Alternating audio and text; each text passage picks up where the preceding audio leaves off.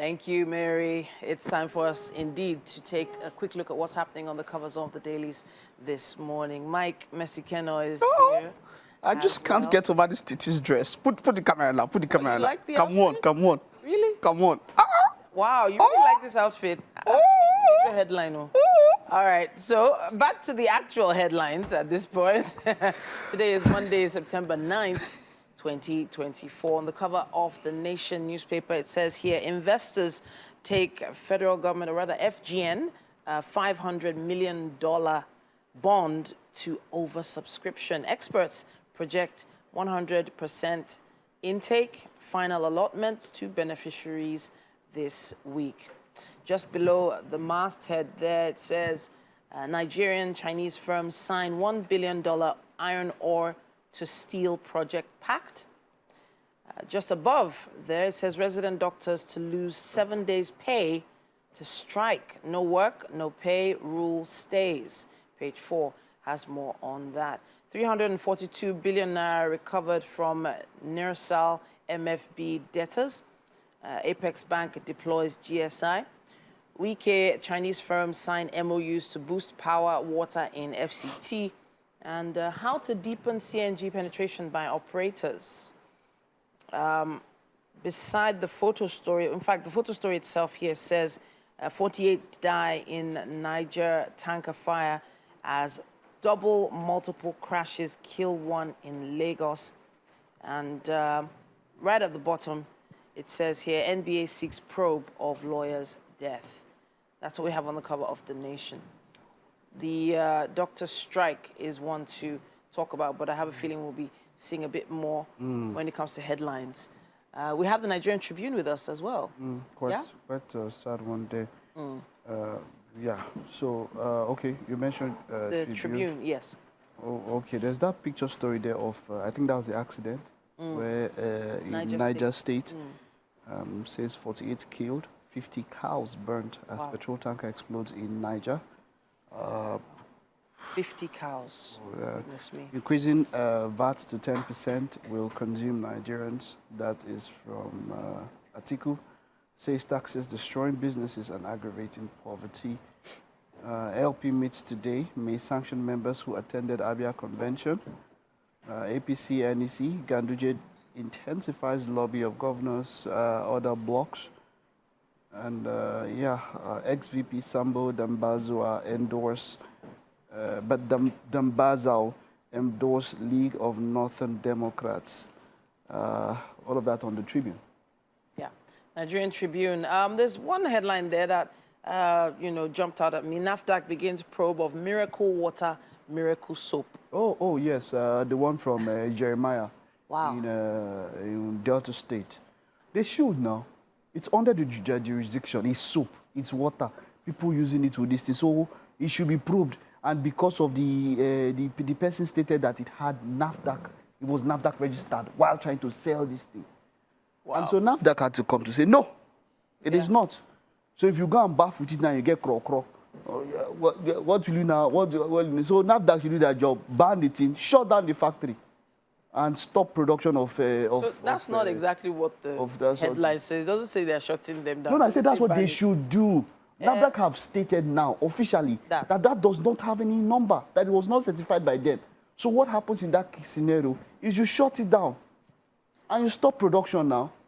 You don't know with somebody who go looking for miracle and go and carry croc.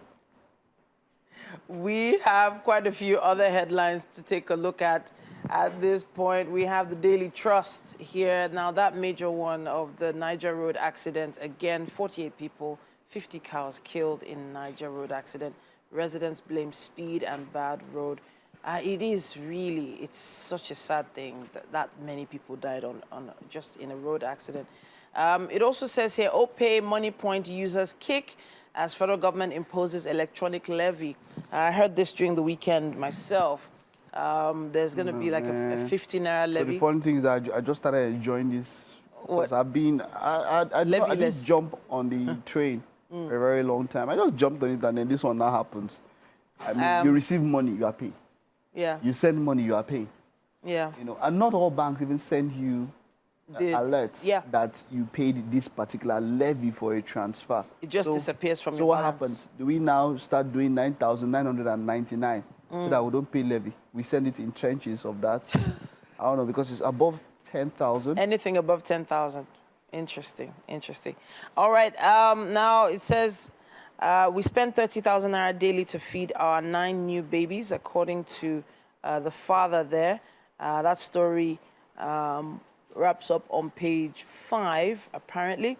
We're owed 30 months allowances. Border security personnel cry out. Decry overstay at stations. We're reviewing the process, say customs. Ad hoc arrangement over.